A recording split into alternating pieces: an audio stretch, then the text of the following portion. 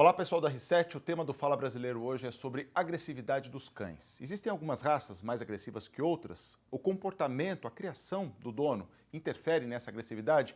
E a nossa entrevista é com o Gustavo Campelo, que é um especialista em comportamento animal. Gustavo, a primeira pergunta que nós fizemos para os entrevistados foi essa. Você acredita que algumas raças são mais agressivas que outras? E a maioria das pessoas, 77%, diz que sim. Existe mesmo uma raça mais agressiva que outra, naturalmente? Bom, primeiro é importante dizer assim, todas as raças, todos os cães, assim como eu, assim como você também, que não somos cães, mas temos um pouquinho de agressividade, os cães também têm. É importante a agressividade, é um comportamento natural. A grande questão é o que faz essa agressividade aparecer. Tem cães que parecem ter mais pavio curto do que outros, né? Então, a agressividade por si só é necessária para a vida. Agora, não pode ser fora de controle, não pode ser exacerbada, tá? Então, sim, geneticamente, alguns cães têm mais tendência a desenvolver agressividade do que outros, isso é fato. Nesse rol de mais ou menos agressivos, assim, existe uma escala, de repente, quais são as raças com essa agressividade mais exacerbada, naturalmente? Os cães que foram selecionados para serem cães de proteção, cães de guarda, né, naturalmente têm um pouco mais de agressividade do que os outros, tá? Agora, isso não é por si só um problema, porque tem o outro lado que é a questão do ambiente, ou seja, da educação, do treinamento, isso também conta bastante. Nós fizemos essa pergunta, se as pessoas acreditam que a criação, né, o comportamento do dono tem influência nessa agressividade, e a maioria das pessoas acredita que sim, 71%, e tem influência. Elas estão corretas, sim, tem influência. Sempre que a gente fala de comportamento, a gente fala de genética mais ambiente. E quando a gente está falando de ambiente, a gente está falando não só das experiências individuais, né, de daquele cão, mas também do treinamento que ele recebeu, do relacionamento que ele desenvolve com as pessoas da casa, com outros cães, com outros animais, outras espécies que tem na mesma casa. Isso tudo conta também. Que tipo de atitude deixa esse cão mais agressivo? Olha, o principal erro hoje em dia é as pessoas levarem um cachorro para casa, seja porque comprou ou porque resolveu adotar, e não se preocuparem com a sociabilização, não se preocuparem com o que é necessário fazer para você ter um cachorro educado dentro de casa, né? Então é muito importante que as pessoas entendam o que é um comportamento natural e como é o desenvolvimento do comportamento dos cães, para que leve desde filhote o cachorro para conviver com outros cães, conviver com outras pessoas. Tudo isso vai fazer muita diferença no comportamento do cão quando adulto. A agressividade do dono com o cachorro, né, ou instigar esse animal para ser agressivo, ele também interfere nesse comportamento? Com certeza. Alguns donos ainda acham engraçado ou legal, acaba ficando feliz e estimulando o cachorro quando demonstra um comportamento agressivo quando filhotinho, só que esse filhote vai crescer, vai ficar um cachorro muito forte, muito poderoso, e lá na frente isso pode ser um grande problema, né? Muitas pessoas fazem isso até de propósito, até para no intuito ou na intenção de treinar um cão para ser um cão de proteção quando adulto, mas isso acaba ficando fora do controle. Por isso que é muito importante um profissional de adestramento, de educação, para poder auxiliar as famílias também. Gustavo, 63% das pessoas que responderam à pesquisa acreditam que o treinamento pode reduzir essa agressividade ou conduz melhor essa agressividade do cão. O quanto é possível modular isso? Tá? Então, assim, o adestramento, quando feito da maneira correta, né, na maneira de criar vínculo, de fazer o cachorro gostar do treino de maneira positiva, né, colocando limites sempre, mas de maneira positiva, de maneira carinhosa, faz com que o cachorro comece a desenvolver relações com o meio, né, com as pessoas, com os cães, com outras espécies, de uma maneira mais harmoniosa. E isso sim previne a agressividade. Ah, mas é mensurável isso, assim? Óbvio que ninguém pode prever o comportamento de um animal, Claro. né? Vamos lá. Olha, nós temos fora do país algumas medidas que nós estamos começando a tomar aqui no Brasil agora, em fevereiro desse ano, começou um processo que é um teste do cão sociável aqui no Brasil. Nos Estados Unidos nós temos o Good Citizen Dog, né, que são testes para você ter certeza que esse animal pode viver bem em sociedade. Então, nesse teste, ele vai mostrar alguns exercícios de obediência, passar por algumas simulações do dia a dia, então uma bicicleta passando ao lado, outros cães passando ao lado, pessoas indo conversar com o condutor desse cachorro, né? E esse cachorro precisa ficar bem. Então, quando a gente tem cães que passam nesses testes, a gente não tem esses cães mostrando agressividade ou envolvidos nesses casos que a gente encontra com facilidade. Aqui no Brasil está cada vez pior, né? Se a gente conseguir fazer esse teste, se popularizar no Brasil, eu acho que é uma boa medida para a gente ver se isso realmente vai funcionar. Porque aqui no estado de São Paulo é um ataque por hora. É muita coisa. Um ataque por hora. É muita coisa. É muita coisa. Então, acho que esse teste vai ajudar bastante. E se a gente for pegar esses casos que a gente vê na mídia, nenhum cachorro foi adestrado, nenhum cachorro foi treinado, nenhum cachorro é de um adestrador, né? Então, assim, é muito importante que se popularize e se passe essa consciência de educação dos cães, de educação das famílias, para eles entenderem o que é um comportamento natural dos cães. Outra questão, agora polêmica.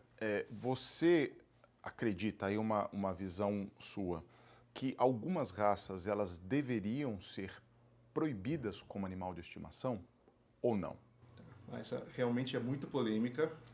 Eu acredito que alguns países conseguiram, sim, proibir algumas raças e tiveram sucesso. Mas, infelizmente, são países onde as leis são um pouco... As pessoas cumprem com mais facilidade as leis, as regras. Outros países colocaram multas mais altas.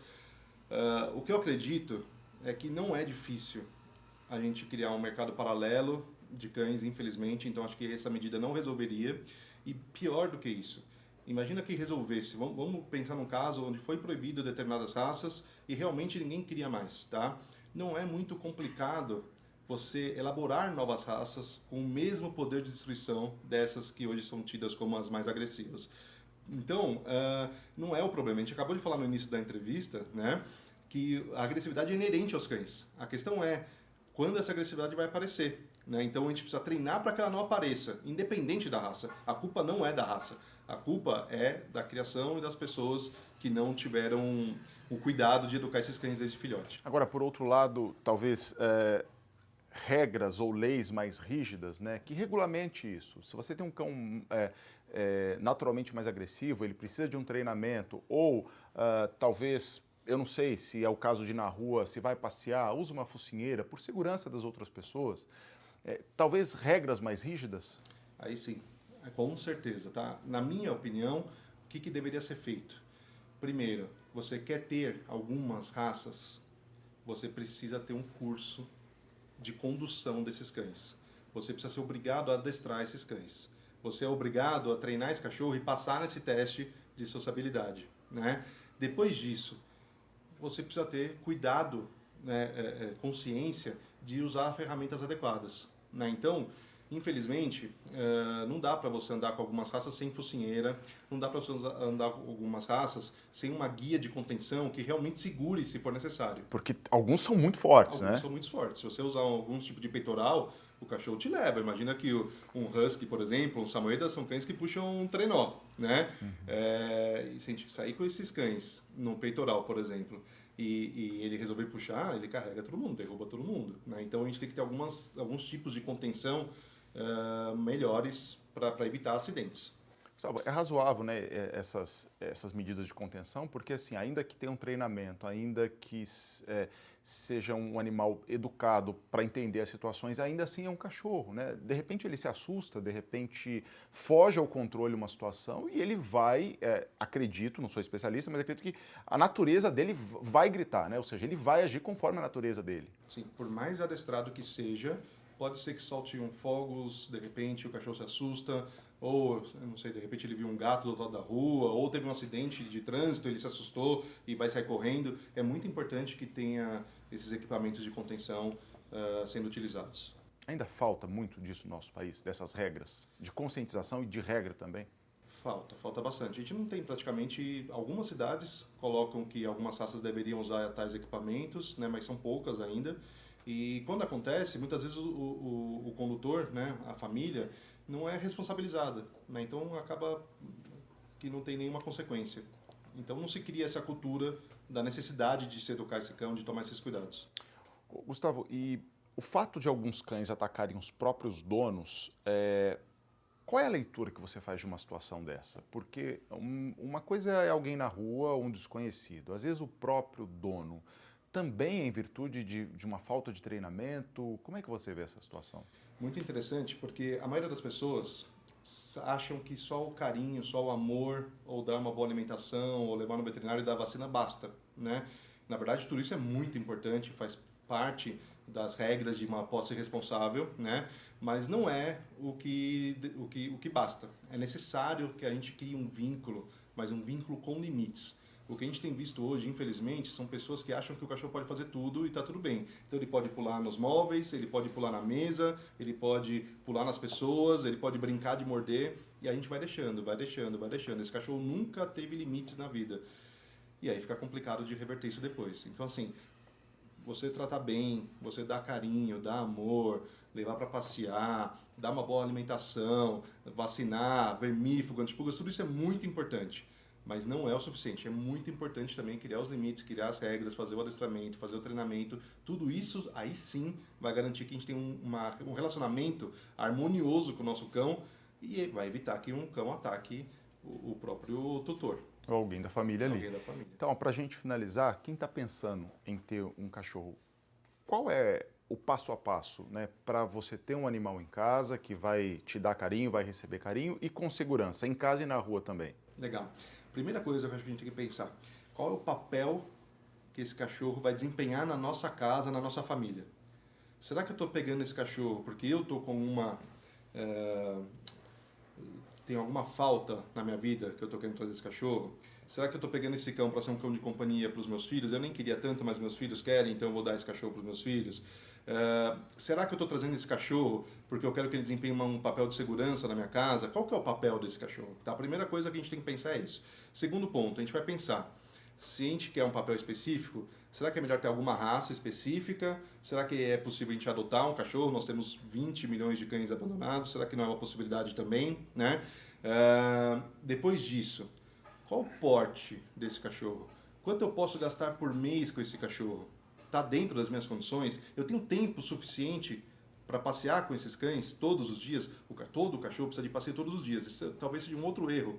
A gente acha que tem cães de apartamento, as pessoas procuram na internet cães de apartamento, na expectativa de que não precisem mais passear com os cães. Mas todos eles, mesmo os pequenininhos, precisam de pelo menos 30 minutos por dia. Algumas raças, alguns indivíduos precisam de muito mais do que isso, mas o mínimo é 30 minutos.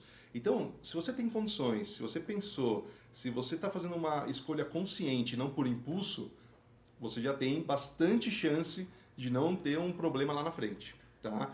Depois disso, deu tudo certo, você trouxe o cachorro para casa, procura um treinamento. Se você não tiver condições de pagar um adestrador, procure informações de qualidade na internet. Né? Nós temos na internet muitas boas informações, tem as más informações também que a gente precisa filtrar, mas tem muita gente boa dando informação gratuita. Então procura, vai fazendo treinamento, vai de repente, eu tenho certeza que se você mandar um vídeo do seu cachorro que você treinou para algum profissional de qualidade, bom, bem intencionado, eu não tenho dúvida, eu mesmo faço isso sempre, tá? Vai dar um feedback, eu vou dar um feedback, falo, nossa, você está no caminho certo, olha, puxa, procura alguém para te ajudar que é melhor, não está indo tão bem, né? Então isso tudo vai ajudando e vai formando esse cachorro para que seja um cachorro especial e que seja inesquecível, que é o que todo mundo quer. E sem problemas. Sem problemas. Tá bom, Gustavo. Muito obrigado pela entrevista. Eu que agradeço. E até uma próxima. A gente fica por aqui com mais essa edição do Fala Brasileiro, dicas importantes aí do Gustavo. Até já.